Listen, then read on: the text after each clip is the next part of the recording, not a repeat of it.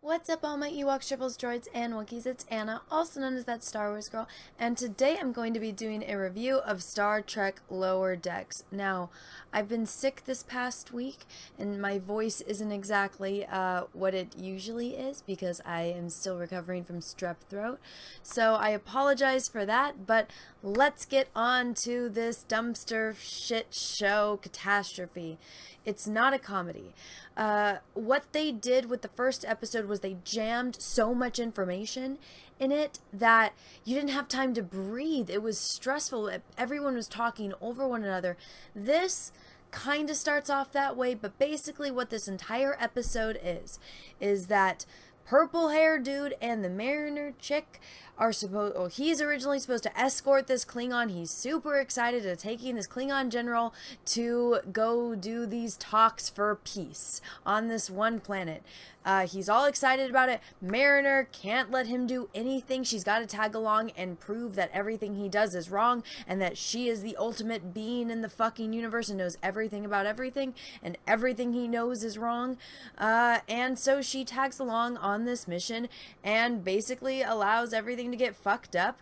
But even though it's her fault that situations went the way that they did, it still ends up being the guy's fault. And at the end of the episode, he's happy because she even says, "Oh, everything you've done is wrong. Everything that I've done is right." And then he's sitting there with his pants down around his ankles, crying because he's gonna leave Starfleet because he does everything by the book, the way that he was trained to do from Starfleet Academy, and he can't do anything right. So he should leave Starfleet. And so because of that, she pays or asks a favor of her Ferengi friend to come, and she's just like, "Oh, I thought he was a bully, and Ferengi will listen to you." And he's like, "No, that's a Ferengi are not trustworthy." So it makes a big show like he saves the day. They find the Klingon guy that got lost and drunk, and they dropped him off at the place where they were supposed to take him, and then they go back to the ship. Now while this is all happening, there's this other subplot with the cyborg dude, and there's something going on between the Orion chick and the cyborg dude. Now, she's a passive-aggressive fucking cunt. Oh my god. So, he is in, the turbo lifts and whatnot, and he's going through all that, and he's fixing everything because he's the cyborg dude, and he just fucking loves engineering. It's like ice cream to a child. It's like, oh my god, engineering, as a 5-year-old be like, oh my god, ice cream. And he's just like, oh yeah, I've been in the turbo lifts for a week, and I've just been fixing all of these so they're all perfect, and yay me, I'm the best, and I love fucking engineering, and apparently I didn't need to go to sleep or use the bathroom or eat because I'm a fucking cyborg. And she's just like, oh my god, are you gonna come and watch the solar thingy majigger with me? And he's like, oh, well, I kind of have to do other things, and it's gonna take me 3 to 4 days to get that other thing done. And she's like, oh, it's okay, I guess you're just one of those people that, makes promises that they can't keep, and, makes deals and agreements and stuff. And I'm telling you, she's a passive-aggressive fucking cunt. I don't like green chick. I got it the first episode, she's supposed to be all doe-eyed, and oh my gosh, da-da-da. But it's like, every chick in this show is a Mary Sue, and every guy just does everything wrong the entire fucking episode. And it's up to the women in the show to bring out the best from the men. So as she makes her passive-aggressive comment, and it's obvious that they're trying to force some kind of romance, even though there's no chemistry between these two characters at all. And so Cyborg Dude is just like, oh, I guess, because I have to get this done for engineering, because it's kind of my job in Starfleet, but I guess I can just switch my career around so that way I don't have to work. And she's like, yeah, cool, do that. Yeah, sounds great idea. And so he does. And he goes up to his boss, the head of engineering, and the head of engineering is like, hey, you're the best. You are the absolute best. You're my #1 engineer. I love you, dude. I got all the time in the world for you. What do you want to talk about? And he's like, oh, I kind of want to switch jobs, and I want to switch out of this department. And it's like, this is their joke. The ongoing joke throughout the episode is that he tells the person that he's working for that he's switching out, that this isn't for him, and they give the shocked face like you think they're gonna go off on him, and they're like, okay, great, I'm so happy for you, yeah, go pursue your dream. And so he goes from engineering. Then he goes into command. So that's when you see him in the holodeck, and that's when they bring in, oh yeah, do the Janeway maneuver, because they're trying to do the Kobayashi Maru type tests on him to see how he handles command situations during difficult no-win scenarios. Doesn't make any sense. Every time he does something, all the children die, and that's their joke, is that children are dying. Oh yeah, let's see if you can kill more children next time. It's like, this isn't funny. If you want to do a joke like that, a very dark humor joke, you actually know how to write fucking humor. It just falls flat. It's just very forced, and I don't have another way to say it. It's not fucking funny. And then he tries being a security officer, or no, excuse me, he tries being a doctor and working with the green chick, and he just ends up stressing out. This is the only funny thing in this entire episode, is he's a cyborg, so he can see through like the medical thing that's over someone, and the doctor, just the cat lady, she's like, don't, just talk to this patient, you know, bedside manner, calm him down, because we have to keep his heart rate down, because he's, you know, he might not make it, but you can't let him know that. And he's like, oh yeah, dude, you have like an 18% chance of dying. And then everything he's doing is stressing him out. And then this is the only funny joke in this entire episode, is he's just like, oh yeah, just think of engineering, think of the warp core. And he's like, I got burned in the warp core, because I guess he's got some burns. And he's like, you got burned? These are dilithium crystal burns. How are you alive? And that's the only funny thing, because the character is reacting, and it's not a forced joke. It's just him being his awkward self. It's kind of like they actually watched an episode with Data when something like this happens to Data, and he just doesn't get it because he doesn't get human emotion or irony, and he just makes a statement, and because that statement, you know, it has that irony to it, it makes it funny to us, the viewers. And that was the only funny joke in this entire show.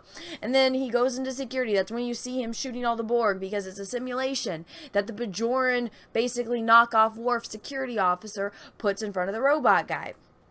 And he beats all of them.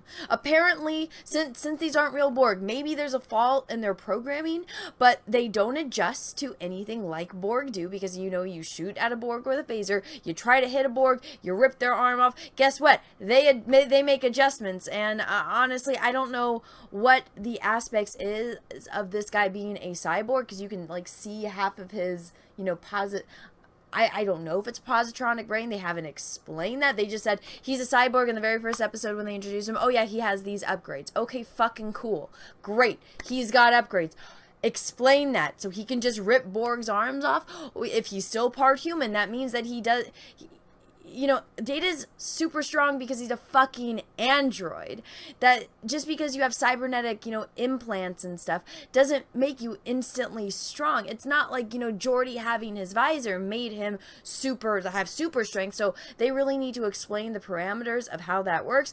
But he basically finds out that he's terrible at, you know, being in the med bay. He's terrible at command. He fucking rocks it with his cyborg abilities and his cyborg super Mr. Incredible strength. As being a security, and then they're like, yay, he's the best, he's gonna be the best security officer ever, yay. And then he sees somebody crawling out of a turbo lift, and he's like, I'm sorry, I can't do this, engineering is my one true love.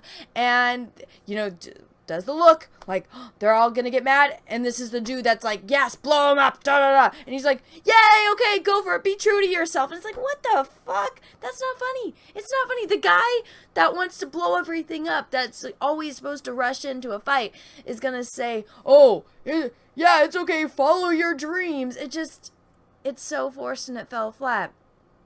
And it ends up with him at the bar with the green chick, and he's like, so it turns out I'm not going to be able to go with you to watch this solar pulsar thing, because I am going to have to work, because I'm back in engineering. And she's like, oh, that's okay, I can just watch it on my tablet with you in the turbo lift. And he's like,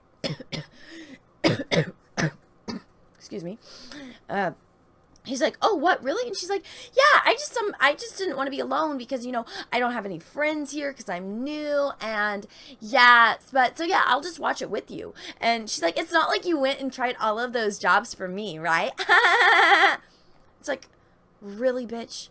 Really? Are you that fucking stupid? I almost hate her as much as I hate the Mariner chick, because, oh my god, if they... I get it. They're trying to force this. She's the best. She knows all of this because she's grown up in Starfleet, because her mom's a captain and her dad's an admiral. Hello, privilege right there. So she's been doing this, and he even says it in the episode. The purple-haired dude. He's like, what do you mean you did that? We're the same age. How could you have done that kind of stuff? And it's because she's grown up with all of this. But still, that doesn't excuse her attitude. And it's very lazy writing. Everything is forced. It's not funny. It's not entertaining. I had to watch this episode a few times because I could just find myself zoning off. It's not good in any way, shape, or form. And when my voice is a little bit better, maybe I'll do a live stream and maybe do a little in-depth review. But honestly, compared to the first episode was a jumblefuck catastrophe. This one was just boring. It was boring. Nothing happened. Okay, yeah, they showed Klingons, they showed Andorians, they showed Ferengi, they showed Xindi, they showed Cardassians. Again, they don't understand. Cardassians are a reptilian species. They have these ridges along their neck onto their shoulder blades. That's why they have like V-neck stuff. And it was terrible. It was boring and terrible. There was nothing creative about it. Even the opening joke that they do, because I guess they're gonna do a thing where it's an opening joke scene where they have this little energy ball that comes in that's this evil entity, and she captures it. She tries to put it into a tube, and he's like, I'll grant you wishes. And she's like, all right, what I want out of all of the wishes in the universe that this thing says that it can conjure me of anything, instead of this thing that I could just make in a fucking replicator, I'm gonna ask this ultimate little being, and then it shrinks, and then it gets away because it's like, oh, make me the tricorder, oh, make me the battery for the tricorder because you forgot it, and then it's like, humans, I will take over you, and it hits her mom and it just dies, and it's terrible. Don't watch this show. It's fucking trash. Anyways, everyone, I hope you enjoyed this review. I probably talked longer than I should have, and my voice is completely shot now, but I hope you enjoyed this video. If you did, go ahead and give it a thumbs up. If you didn't, that's okay too. And if you have not subscribed to my channel, please take a minute and hit that subscribe button and ring the bell for notifications. And when you ring that bell, and this goes for everyone, if you are currently subscribed, click that bell and make sure that it is set to all, because if it is not set to all, you will not get your notifications. And no matter how many times I get into arguments with YouTube support on Twitter, they will not fix it. So you got to make sure it's set to all, or else you will not get your notifications. And they are going to be discontinuing email notifications, so that's just going to make everything worse. But anyways, everyone, thank you so much for watching, and until next time, have a great rest of your day, and may the Force be with you, because we are really, really, really going to need it. Bye, everyone. What's up, everyone? It's Anna, also known as That Star Wars Girl, and I have an Etsy store, so if you've ever wanted to own a print of my artwork, this is the place to go. As you can see, I have a lot of recognizable characters, from horror films to heroes to Star Wars characters. Some of the notable characters I have on here are Darth Vader, which I did a couple live streams painting, so you can own a print of this painting. I also have Luke Skywalker, the binary sunset version, one of my favorite scenes in the original New Hope movie.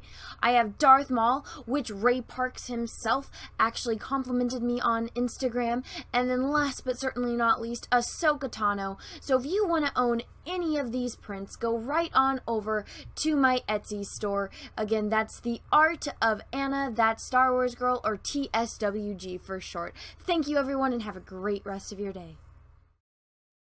What's up, everyone? I have a P.O. box, so if you want to send me some mail, go ahead and send it to Anna, That Star Wars Girl, or TSWG for short, at P.O. Box number 28171, Santa Ana, California, 927998171. Have a great day, everyone. Thank you so much.